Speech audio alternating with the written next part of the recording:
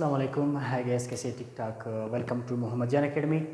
Dear students, first year की biology के first chapter का हमने 2 लेक्चर आपके लिए अपलोड किया था। हमने सेल टेक्निक्स इस्तेमाल किया था। सेल को स्टडी करने से पहले जो टेक्निक्स इस्तेमाल होते हैं सेल को समझने के लिए, 2 टेक्निक आपके लिए हमने अपलोड किया था। फ्रैक्शनेशन आपके लिए अपलोड हुआ था और हमने स्टेनिंग भी आपके लिए अपलोड किया था। आज हमारे पास है लेक्चर नंबर 3। लेक्चर 2 नहीं है बल्कि लेक्चर नंबर 3 है हमारे पास। 2 हमने अपलोड किया था आपके लिए स्टेनिंग। तो लेक्चर नंबर 3 लेक्चर का नाम है क्रोमेटोग्राफी। आज का लेक्चर बहुत ही छोटा सा है, एक टेक्निक है, उसको कहाँ पे इस्तेमाल करते हैं, किस तरह इस्तेमाल करते हैं, बड़ी आसानी के साथ आपको समझ आ जाएगा। लेक्चर का नाम है क्रोमेटोग्राफी। क्रोमेटोग्राफी में 2 वर्ड है, एक है क्रोमा। क्रोमा लफ्ज़ क्रोम से निकला है, मतलब कलर। ग्रीक लैंग्वेज में हम कलर के लिए क्रोम इस्तेमाल करते हैं। जिस तरह आपने सुना होगा क्रोमोसोम, क्रोमोसोम को क्रोमोसोम इसलिए कहते हैं वो काफ़ी डार्क कलर स्टेन करता है।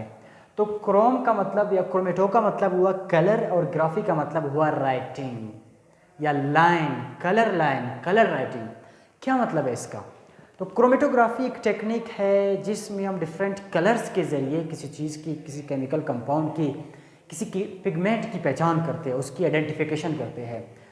चलो देखते हैं।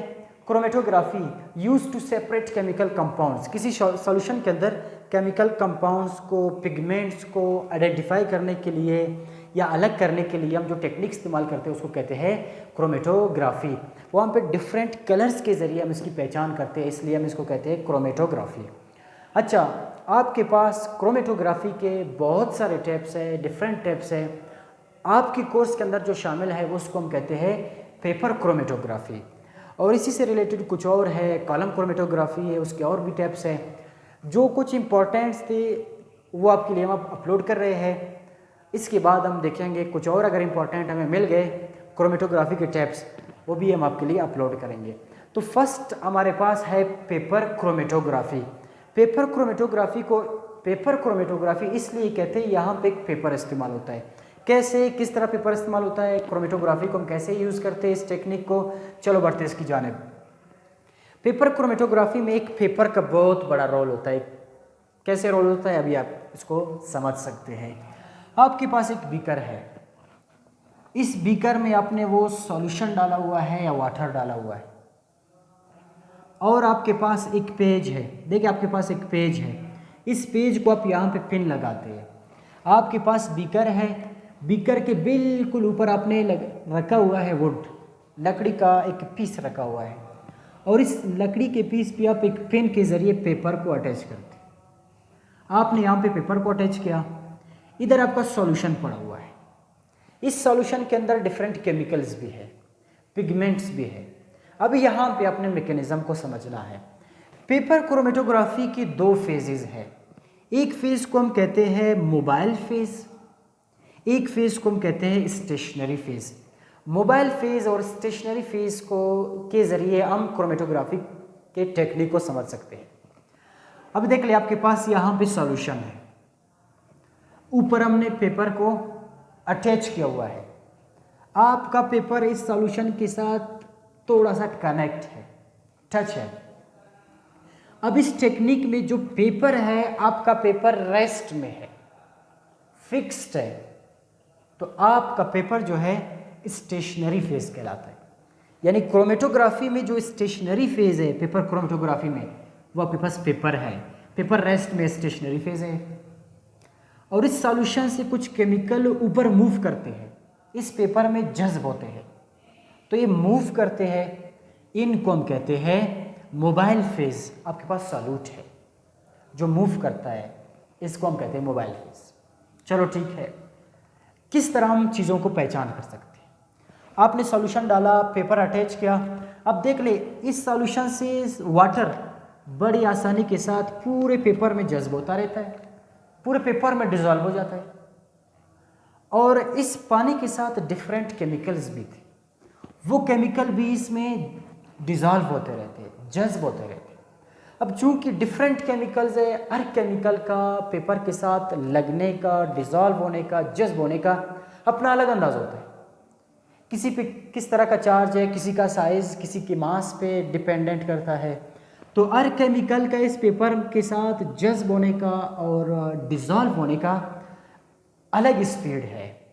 कोई काफ़ी तेज़ी के साथ डिज़ोल्व होकर इतने ऊपर हिस्से तक पहुंच जाता है, कोई इससे कम हिस्से तक, कोई इससे कम हिस्से तक।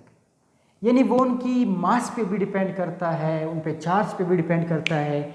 हर केमिकल का अलग अंदाज होता है जज्ब होने का। जो सबसे ऊपर मैंने ग्रीन बनाया है, फॉर एग्जांपल इसकी स्पीड काफ़ी ज़्यादा था, सबसे ऊपर गया, और उससे कम इसकी स्पीड है, उससे कम इसकी स्पीड है, उससे कम किसी और की भी स्पीड हो सकता है। ये सारे केमिकल यहाँ पे जज्ब होते रहते हैं। तो इन केमिकल्स को, इस सॉल्यूट को हम कहते हैं मोबाइल फेज, पेपर को हम कहते हैं स्टेशनरी फेज। अब यहाँ पे क्या मैकेनिज्म है, बहुत ही आसान है। आपके जो पेपर में पानी जज्ब हो गया, इस पेपर की फॉर एग्जांपल मैं कहता हूँ जो टोटल लेंथ है वो 10 सेंटीमीटर, पेपर की लेंथ है 10 सेंटीमीटर, और जो यहाँ पे आपके पास सॉल्यूट मूव कर रहे हैं ऊपर, हर एक का अलग डिस्टेंस है, और आपने क्या करना है, हर एक का अलग अलग डिस्टेंस मालूम करना है। पेपर का डिस्टेंस फॉर एग्जांपल मिसाल दे रहा हूँ, रियल नहीं है, मिसाल के तौर पर पेपर टोटल 10 मीटर है, 10 सेंटीमीटर है, और आपके पास जो सॉल्यूट इसमें केमिकल्स डिज़ोल्व हो रहे हैं, इनका अपना अलग अलग डिस्टेंस होता है। अभी यहाँ पे आपके पास एक फार्मूला है जिसको हम कहते हैं, अब देख लीजिए क्या मैकेनिज्म है इसका। मैकेनिज्म ये है, रिटार्डेशन फैक्टर आपने देखना है। एक फार्मूला है कि सॉल्यूट का जो डिस्टेंस है, इस पेपर के ऊपर सॉल्यूट ने कितना डिस्टेंस कवर किया हुआ है, इसको आपने डिवाइड करना है सॉल्वेंट के डिस्टेंस। सॉल्वेंट आपके पास पानी था, पूरे पेपर में डिस्टेंस कवर किया, यानी उसने 10 सेंटीमीटर कवर किया, लेकिन सॉल्यूट की जो डिस्टेंस है वो डिफरेंट होता है। डिफरेंट केमिकल है, डिफरेंट पिगमेंट है, उनका डिस्टेंस भी डिफरेंट ही आता है। अभी देख ले, आपने सॉल्यूट के डिस्टेंस को डिवाइड करना है सॉल्वेंट के डिस्टेंस पे। फॉर एग्जांपल इस रेड वाले को मैंने नाप लिया, आपके पास आया 5 सेंटीमीटर, तो फार्मूला आपके पास है solute divided by solvent. Solvent हमेशा 10 ही है, इस हमारे डायग्राम में 10 है, रियल नहीं है, इमेजिन किया हुआ है 10 है, तो ये फिक्स्ड है 10 सेंटीमीटर है, लेकिन सॉल्यूट का डिफरेंट आता है। फॉर एग्जांपल इस ग्रीन वाले का 5 सेंटीमीटर है, मैंने 5 को डिवाइड किया 10 पे, मेरे पास आया 0.5। किसी और को मैं मालूम करता हूँ, फॉर एग्जांपल आएगा 0.3, किसी और का मालूम करता हूँ उसका अलग आ जाएगा। यानी सॉल्यूट की डिस्टेंस को अपने सॉल्वेंट के डिस्टेंस पे डिवाइड करना है।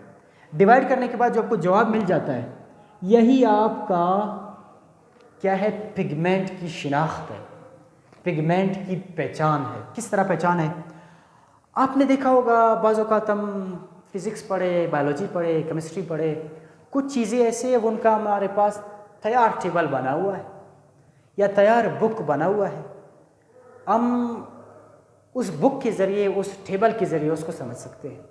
अब यहाँ पे भी हमारे पास एक बुक है, इसको हम कहते हैं कोडिंग बुक। वहाँ यहाँ पे डिफरेंट कोड्स लगे हुए हैं। फॉर एग्जांपल प्रोटीन का कोड इतना है, अमाइनो एसिड का कोड है।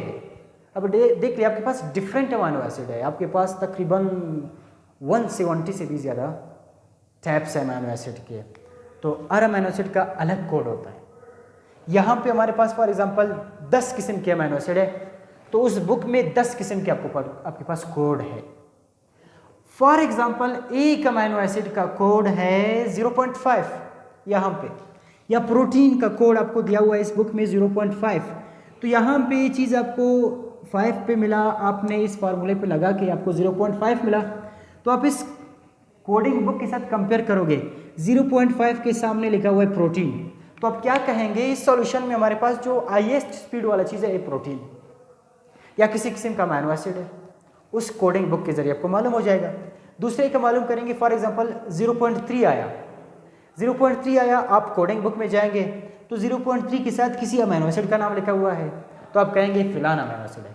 यानी इस सॉल्यूशन के अंदर जितने केमिकल्स है, केमिकल कंपाउंड्स है या पिगमेंट्स है, इसकी स्पीड की बुनियाद पे आप उनको पहचान कर सकते हैं, आइडेंटिफाई कर सकते हैं। डिफरेंट कलर्स के ज़रिए हम उसको आइडेंटिफाई करते हैं, इसलिए इस टेक्निक को कहते हैं क्रोमेटोग्राफी। इसको हम कहते हैं क्रोमेटोग्राफी। तो इस तरह आप चीज़ों की पहचान कर सकते हैं।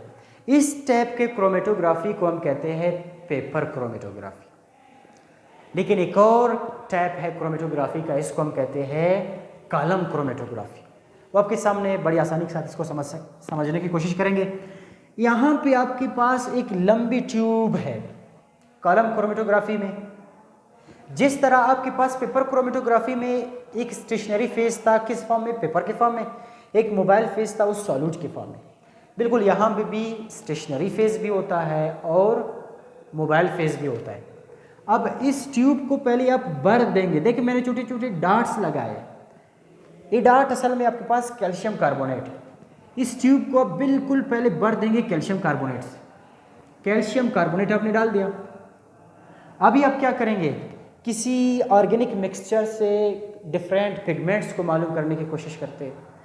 तो आपने पहले इस पूरे ट्यूब को भर दिया कैल्शियम कार्बोनेट से, और इसके ऊपर आप यहाँ पे उस मिक्सचर को डालेंगे, उस ऑर्गेनिक मिक्सचर को डालेंगे जिसके अंदर के डिफरेंट केमिकल्स को अपने सेपरेट करना है, पिगमेंट्स को अपने अलग करना है या पहचान करना है। यहाँ पे क्या मैकेनिज्म है? अब इस ट्यूब की यहाँ पे लास्ट पे आप एक कॉटन भी लगा सकते हैं, रुई लगा सकते हैं, ताकि जो कैल्शियम कार्बोनेट है वो नीचे न गिर जाए। और यहाँ पे उसका वाल्व भी है, आप इसको पहले बंद कर देते। तो यहाँ पे मैकेनिज्म को देख ले। ऊपर आपने सबसे ऊपर आपने टॉप पे डाल दिया उस मिक्सचर को जिसके कंपोनेंट्स को समझना है। तो इस मिक्सचर को आपने डाल दिया। अभी इस मिक्सचर के अंदर डिफरेंट पिगमेंट्स है, डिफरेंट केमिकल्स है, वो आस्ता आस्ता नीचे मूव करने की कोशिश करते हैं। यहाँ पे एक चीज़ समझना, इस मिक्सचर के अंदर डिफरेंट चीज़ें हैं, डिफरेंट केमिकल्स है या डिफरेंट पिगमेंट्स है। हर पिगमेंट का अपना अलग अंदाज है मूव करने का। कैल्शियम कार्बोनेट से भरा हुआ है। कैल्शियम कार्बोनेट यहाँ पे स्टेशनरी फेज है। जिस तरह वहाँ पे पेपर स्टेशनरी फेज था, वहाँ पे सॉल्यूट मोबाइल फेज है। यहाँ पे ये जो मिक्सचर है ये मोबाइल फेज है, ये आस्ता आस्ता नीचे मूव करता है। अब देख लें, इस ट्यूब के अंदर कैल्शियम कार्बोनेट है, ऊपर हमने मिक्सचर डाल दिया। मिक्सचर के अंदर डिफरेंट केमिकल्स है। किसी केमिकल का मास और साइज बहुत ही छोटा है, वो बड़े जल्दी इस छोटे छोटे पोर्स से गुजर सकता है, जो हमने कैल्शियम कार्बोनेट डाला हुआ है। जो सबसे छोटा होता है उसका स्पीड सबसे ज़्यादा होता है। आमतौर पर स्टूडेंट समझते हैं कि यहाँ पे जो बारीक केमिकल, ज़्यादा मास वाला केमिकल होता है वो काफ़ी तेज़ी के साथ आएगा। नहीं, जिसका मास और साइज छोटा है वो बड़ी आसानी के साथ इन छोटे छोटे डिस्टेंस को कवर कर सकता है कैल्शियम कार्बोनेट की, वो जल्दी नीचे आता है। उससे बड़ा वाला उससे ऊपर, उससे बड़ा वाला उससे ऊपर, सबसे बड़ा सबसे ऊपर है। जितना बड़ा साइज के बड़े साइज का पार्टिकल होता है उसका मोशन उतना ही स्लो हो जाता है। फॉर एग्जांपल अभी देख ले, इस मिक्सचर से सबसे पहले रेड कलर में कुछ केमिकल नीचे आया, यानी छोटे साइज का था, और ये वाला कलर यहाँ पे पहुँच गया। इसके पीछे ब्लू वाला आया, इसके पीछे ग्रीन वाला आया, इसके पीछे ब्लैक वाला आया, यानी डिफरेंट केमिकल्स है। जो सबसे फास्ट है वो उसका मास सबसे कम है, और ये आखिरकार इस सब को पास करते हुए यहाँ तक पहुँच गया। पहले इधर था, फिर इधर आया, फिर इधर आया, लेकिन इसके पीछे ब्लू वाला भी है, ग्रीन वाला भी है, ब्लैक वाला भी है, वो उसके मास और साइज पे डिपेंड। अब जो यहाँ पे आया, अभी आप इस वाल्व को खोल देंगे, इस वाले कंपाउंड को, केमिकल को आपने अलग किया। कुछ स्टेप के बाद ब्लू वाला यहाँ पे पहुँच जाएगा, उसको आपने अलग किया, ग्रीन वाला आएगा, ब्लैक वाला आएगा, सबको आपने अलग कर दिया। तो ये भी एक टाइप था क्रोमेटोग्राफी का।